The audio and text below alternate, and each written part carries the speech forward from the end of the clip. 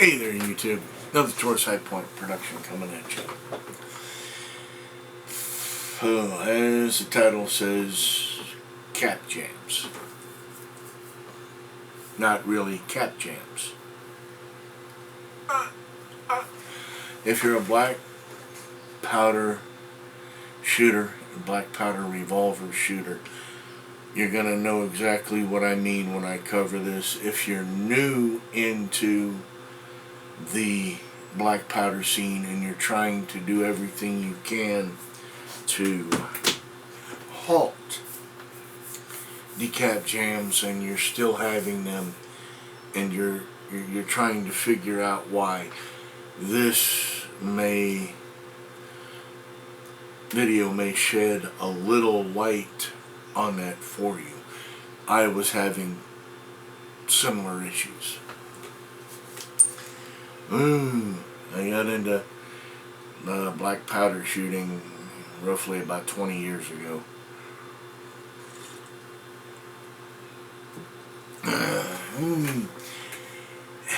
And the things that I've learned since then, and the things that I've done and ran out and tried because, well,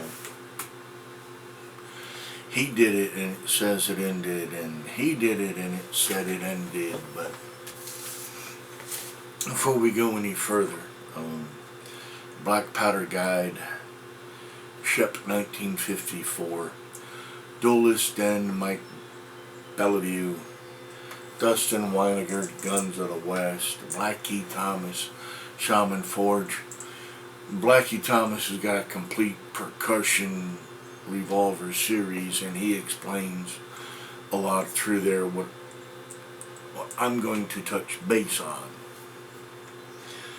Times Gone Tech Terry, Cap and Ball Fanatic J Stone.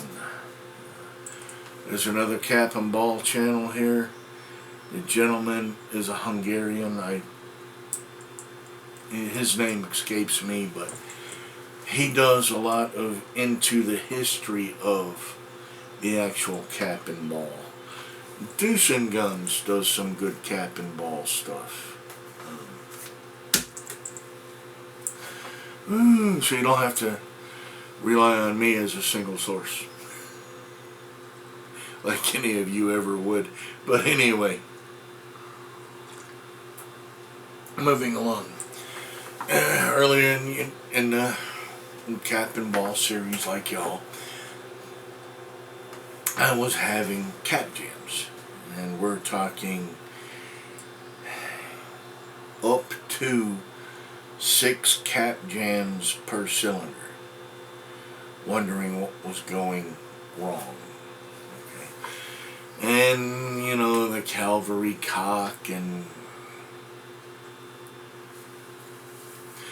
reading about everything else, and finding out that, well,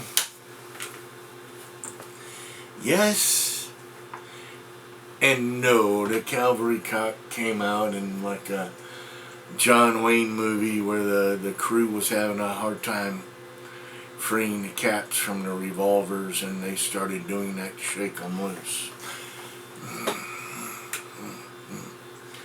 Was that really part of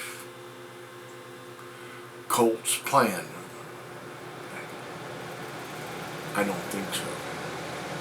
But we'll get into the varying degrees as this video goes along. Now,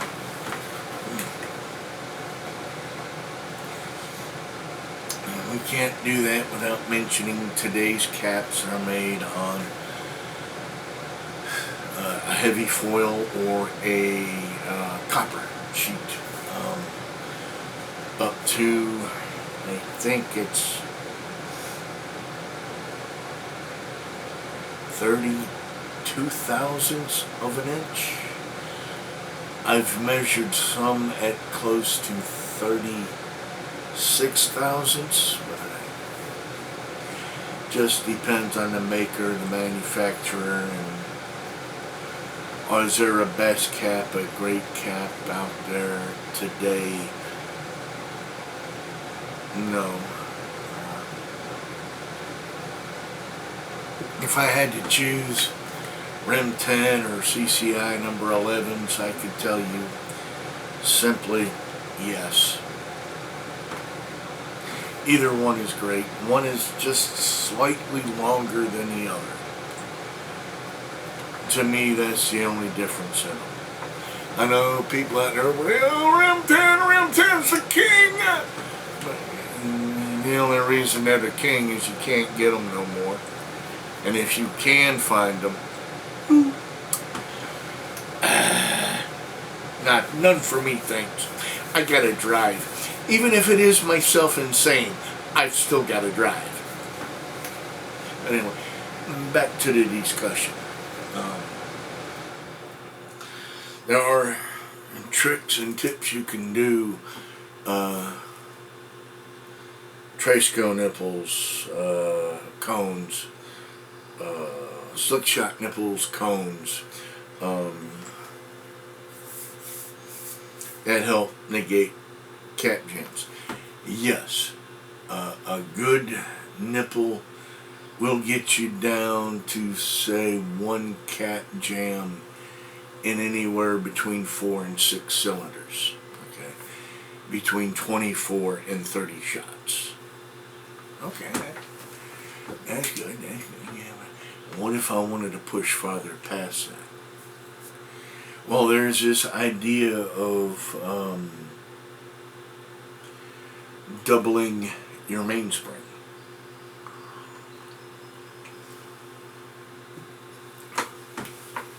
I did it. Earlier video up about it. It works wonders for holding the cap in place during the ignition and then the blowback. It's awesome. Therein, lies some other issues of whether you've got stock nipples or if you're like stock nipples or cones. YouTube, please.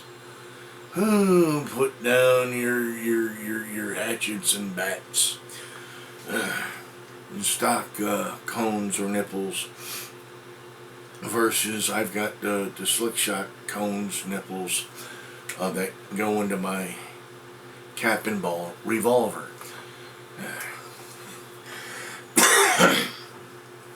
Now that heavy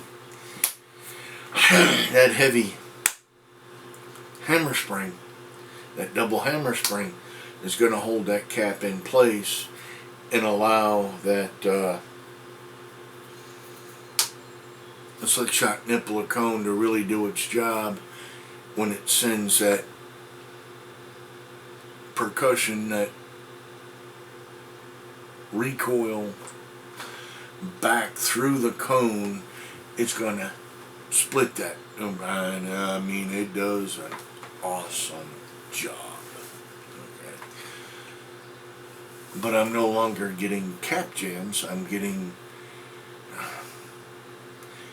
pieces of cap jams.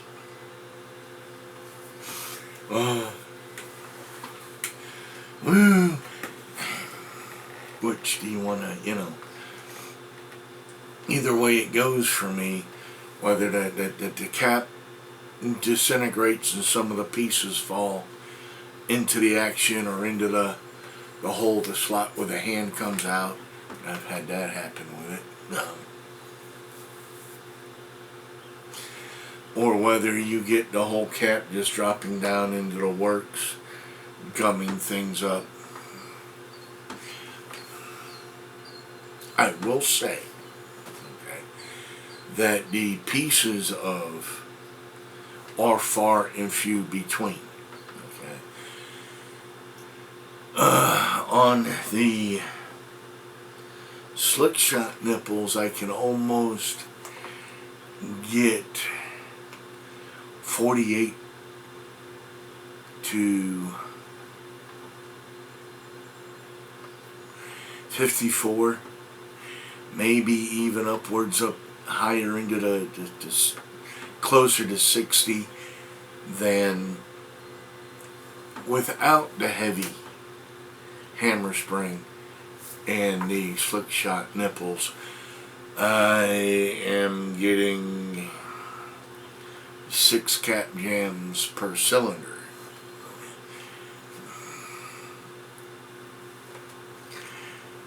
Yes, there is some relief, and no, there isn't. Yes, far and few between is a lot better than having it happen on every cylinder, or having it happen every shot. Far and few between is a lot better. So, again, this is one of those things where everybody is right and yet everybody is also wrong. You cannot stop the cap jam unless we go back to the original material the caps were made on, which was almost a paper-like foil. And that's what I've discovered. I've even earlier in the 80s, late 70s, 80s issue, I found a tin. I can't remember who the name of them was, or the name on them. They were Percussion. I think they were number 10, but they were on that foil paper rather than the aluminum or the copper that's being used. So I got almost no cap jams with that. I think I had one, and that was because a piece of the paper fell down into the action, but it was worked out quicker and easier than the aluminum and the copper.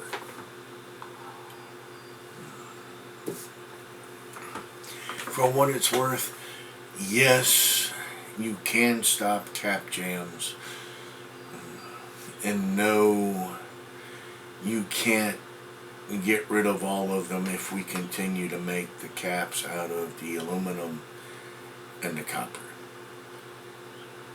This has been a Taurus High Point production. Just my discoveries on percussion revolver cap jams. Don't take my word for it. That list I ran through earlier, every one of them talks about similar issues, and Blackie Thomas really covers it in his percussion revolver series. So, yes, you can negate them today. No, you're not going to stop them completely. And as usual, this has been a Taurus High Point production. I choose, therefore I am responsible.